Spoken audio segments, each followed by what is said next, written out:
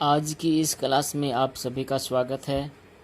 पिछली कक्षा में हमने खंड क में लिखित और मौखिक क्वेश्चनों का अध्ययन किया था। उसके जो प्रश्न थे उनको पढ़े थे। उसके बाद में है खंड ख, व्याकरण का टॉपिक। आइए हम इसके क्वेश्चन और आंसर हैं इनको देखते हैं, इनके प्रश्न और उत्तरों को देखते हैं। तो इसमें पहला है चित्राणि एतेषाम उचितै शब्दै योजित, कि चित्रों को उनके उचित शब्दों से मिलाइए। तो यहाँ इस साइड में चित्र दिए हुए हैं, इसके आगे शब्द दिए हुए हैं। तो उचित शब्द का मिलान करना है। जैसे वस्त्रम का, वस्त्र का अर्थ होता है कपड़े, तो इधर हो जाएगा। अध्यापिका टीचर होती हैं, शिक्षिका, तो ये हो जाएगा इसका। मक्षिका मक्खी, तो मक्खी का ये हो जाएगा। कपोता है कबूतर, तो इसका ये हो जाएगा। गृहम घर, तो इसका भवन ये घर हो जाएगा। रक्षक है, ये रक्षक सैनिक या सेवक है, इधर हो जाएगा। इसके बाद में अगला संस्कृते अनुवादम कुरुते, कि इन वाक्यों का संस्कृत में अनुवाद करना है। तो इसमें पहला दिया हुआ है कि घर के चारों ओर लताएं हैं। तो ये किस वाक्य का उदाहरण है या किस विभक्ति का उदाहरण है? ये उपपद विभक्ति मैंने पहले पढ़ाई थी, उन उपपद विभक्तियों में ये उदाहरण है। तो उसमें आया था कि अभितय परितय इन शब्दों की योग में द्वितीय विभक्ति होती है। तो इस वाक्य में कौन सी विभक्ति हो गई? द्वितीय। क्यों हो गई? क्योंकि दोनों और चारों ओर ये शब्द बताते हैं कि इस शब्द में द्वितीय विभक्ति होगी। तो घर के चारों ओर लताएं हैं, तो गृहम परितः लताः सन्ति, गृहम परितः लता सन्ति, ये इसका हो गया। तो देखिए इधर गृहम परितः लताः सन्ति, कि घर के चारों ओर लताएं हैं। अगला है भारत से चरणौ, नहीं आगे है उसका,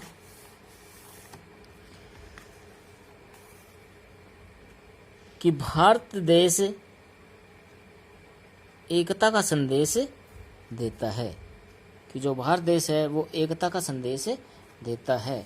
तो इसका संस्कृत में अनुवाद हो जाएगा कि भारत देश है एकत्व से संदेश है उद्घोषते, कि भारत है वो एकता का संदेश देता है। उ आधा द है, ये घ घो आधा से, यह और ते अंत में तय के एक ही मात्रा, उद्घोषते संदेश देता है। अगला है इस कक्षा में विभिन्न भाषा भाषी छात्र पढ़ते हैं। इस कक्षा में विभिन्न प्रकार की भाषा बोलने वाले छात्र पढ़ते हैं। तो इसका हो जाएगा अश्याम कक्षायाम, इस कक्षा में। अश्याम कक्षायाम का अर्थ क्या होता है? इस कक्षा में। विभिन्नः विभिन्न भाषा भाषी, भाषा बोलने वाले, बालकाः बालक पठन्ति पढ़ते हैं, कि अश्याम कक्षायाम विभिन्नः भाषा भाषी बालकाः पठन्ति, इस कक्षा में विभिन्न भाषा बोलने वाले छात्र पढ़ते हैं। हमारे देश में अनेक धर्मों के लोग रहते हैं। तो इसका हो जाएगा कि अस्माकं देशे, हमारे देश में विभिन्न धर्माणाम, अनेक धर्मों के लोग, जनाः लोग, निवसन्ति रहते हैं, कि हमारे देश में अनेक धर्मों के लोग रहते हैं। उसके बाद में है डैका, हम सदा राष्ट्र हित के लिए जिएं। तो हम का हो जाएगा वयम, उत्तम पुरुष का बहुवचन। तो वयम सर्वदा हमेशा राष्ट्र हिताय, राष्ट्र हित के लिए जीवेम जिए। अगला क्वेश्चन है वर्ण विन्यासम कृत, वर्ण विन्यास कीजिए। इनको टुकड़ों में विभक्त करना है, इनके अलग अलग टुकड़े बनाने हैं शब्दों के। तो पहला है मदियो, रम्य है, वारिस है, संपूज्य, मुदा और सर्वत्र। तो इनके हो जाएंगे, मदियो का म हलंत है प्लस ए है प्लस द हलंत है, दीर्घ ई है, यह हलंत है प्लस ओ, तो शब्द बन गया मदियो। आगे रम्य है, र हलंत है प्लस ए प्लस म हलंत है प्लस यह हलंत है प्लस ए, आगे विसर्ग हैं, तो ये शब्द बन गया रम्य है। इसके बाद में है वारिस है, वह हलंत है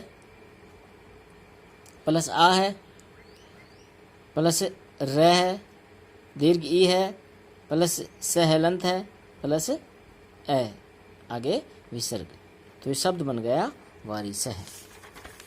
इसी प्रकार आगे है संपूज्य शब्द, संपूज्य है, तो स है हलंत है प्लस ए है प्लस म है प्लस प प्लस दीर्घ ऊ है प्लस ज हलंत है प्लस य हलंत है प्लस ए, आगे विसर्ग, तो शब्द बन गया संपूज्य। आगे है मुदा, म हलंत है प्लस ऊ है प्लस द है प्लस आ, तो शब्द बन गया मुदा। आगे है सर्वत्र, तो हलंत स है प्लस ए प्लस र हलंत है प्लस व प्लस ए प्लस त हलंत है प्लस र हलंत है प्लस ए, तो शब्द बन गया सर्वत्र।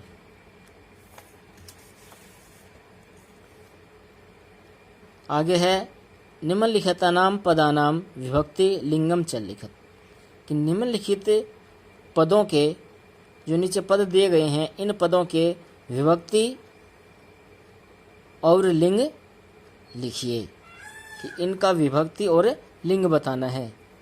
तो समेशाम रम्यो गर्वेण एकतायाः सिक्ख है, तो इसमें विभक्ति और वचन बताने हैं। तो समेशाम में हो जाएगा षष्ठी पुल्लिंग, रम्यो प्रथमा पुल्लिंग, गर्वेण तृतीया पुल्लिंग, एकतायाः षष्ठी स्त्रीलिंग, सिक्ख है प्रथमा पुल्लिंग। तो ये हो गए इनके लिंग और विभक्ति। इसके आगे है शब्दान संशोधित, शब्दों को शुद्ध कीजिए।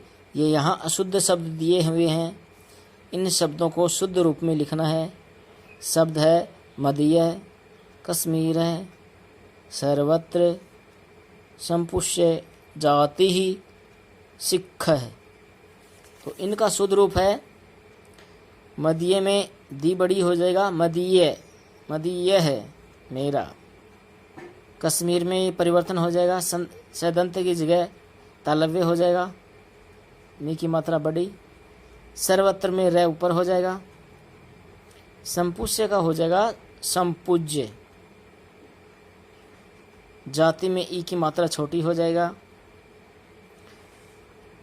सिख में ई की मात्रा छोटी होगी।